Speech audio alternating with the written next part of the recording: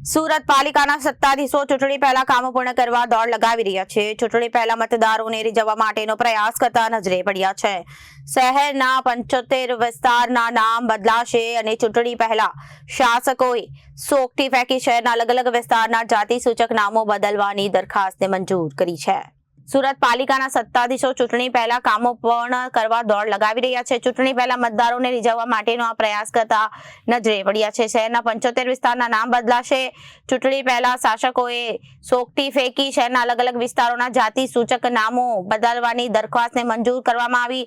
શહેરના તમામ 9 ઝોનમાં આવેલી 75 શેરી મહોલ્લા અને ગલીઓને નવા સન્માનજનક નામ આપવામાં આવશે. નિર્ણય પાછળ મુખ્યત્વે રાષ્ટ્રીય માનવ અધિકાર આયોગ NHRCની માર્ગદર્શિકા અને કેન્દ્રીય સામાજિક ન્યાય અને અધિકારિતા મંત્રાલયનો પરિપત્ર જવાબદાર બંધારણીય મૂલ્યોને જાળવી રાખવા અને ફેરફાર અનિવાર્ય બન્યો હતો.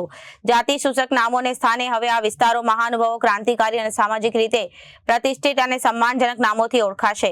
આ માટે વિસ્તારના સ્થાનિક કોર્પોરેટર પાસે સૂચનો માંગવામાં આવ્યા હતા અને તેમના દ્વારા સૂચવેલા નામોને પ્રાધાન્ય આપીને નવા નામો નક્કી કરવામાં આવ્યા અને આગામી દિવસોમાં રેકોર્ડ પર નામો બદલાવવાની કામગીરી સત્તાવાર રીતે પૂર્ણ કરવામાં આવશે. થયાને આજે 75 વર્ષ ઉપરાંત થઈ ગયા છે. તેમ છતાં પણ આજે પણ શેરી, મહોલ્લાઓ અને ગામડાઓના નામો એવી જાતિઓના નામ પરથી રાખવામાં આવ્યા છે કે જેને કારણે આજે પણ અનુસૂચિત જાતિ અને જનજાતિના લોકો દરરોજ શરમ અનુભવતા હોય તેવો અનુભવ કરે છે.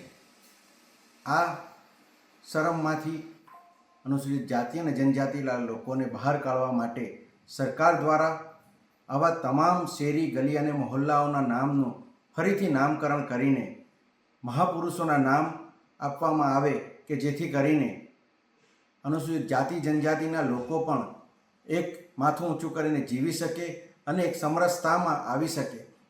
તેને કારણે જ આજે સુરત મહાનગરપાલિકા દ્વારા સુરતમાં સમાવિષ્ટ આવી 75 જેટલી શેરી, ગલી અને મહોલ્લાઓના પૈકી લગભગ 31 જેટલી શેરીઓના નામ આજે બદલી નાખવામાં આવ્યા છે અને ભવિષ્યમાં બાકીની જે બધી ગલીઓ બચે છે તેમાં ત્યાંના સ્થાનિક રહીશો, કોર્પોરેટરો અને આગેવાનો સાથે ચર્ચા કરીને અનુસૂચિત જાતિ જનજાતિના જે મહાપુરુષો છે તે લોકોના નામ પરથી આ શેરીઓનું નામકરણ કરવામાં આવશે. Reporter Arvind Rathod, Janadesh news, Surat.